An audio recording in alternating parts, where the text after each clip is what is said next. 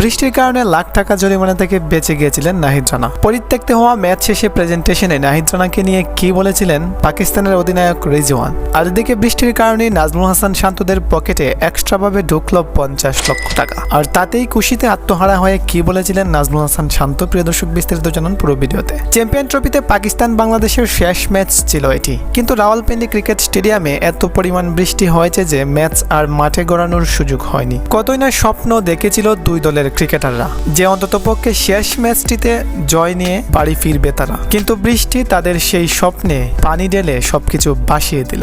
আর এই বৃষ্টি লাখ টাকার জরিমানা থেকে বাঁচিয়ে দিল বাংলাদেশের দানবীয় গতির একমাত্র ফাস্ট বোলার নাহিদ রানাকে। বৃষ্টি না হলে অবশ্যই ম্যাচটি মাঠে গড়াতো আর বোলিং করতে হতো নাহিদ রানাকে। আর নাহিদ রানাকে তার বলের গতি নিয়ন্ত্রণ করার জন্য অবশ্যই অনেকটা লম্বা রান আপ নিতে হতো, যেমনটা আমরা নিউজিল্যান্ডের বিপক্ষে ম্যাচে দেখেছিলাম যে নাহিদ রানা অনেকটা লম্বা রান আপ নিচ্ছেন।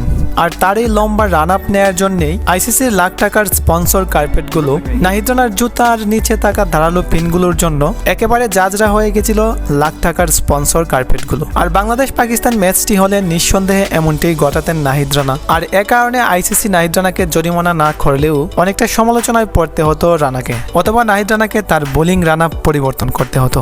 তবে পরিত্যক্ত এই ম্যাচের প্রেজেন্টেশনে নাহিদ রানার বোলিং এর প্রশংসা করে পাকিস্তানের অধিনায়ক রিজওয়ান বলেছিলেন, নাহিদ রানা যেভাবে তার গতির ব্যালেন্স রেখে বোলিং করে আমাদের ফাস্ট বোলাররা তেমনটা পারে না, তার কাছ থেকে আমাদের ফাস্ট বোলারদের শেখা উচিত। এদিকে বৃষ্টির কারণে ম্যাচ পরিত্যক্ত হওয়ায় 1 পয়েন্ট করে পেয়েছিল দুই দল, এবং ম্যাচ জিতলে যে 45 লক্ষ টাকা দেয়া হতো সেটা দুই দলকে ভাগাভাগি করে দেয়া হয়েছে। তাতে সবকিছু মিলিয়ে যেমন চ্যাম্পিয়ন ট্রফিতে অংশগ্রহণ করার জন্য 1,51,03,000 এবং সপ্তম ও অষ্টম দলের জন্য বরাদ্দ ছিল 1,69,15,000 এবং শেষ ম্যাচে আরো 22 লক্ষ। তাতে টোটাল দাঁড়ায় 3,42,15,000 প্লাস।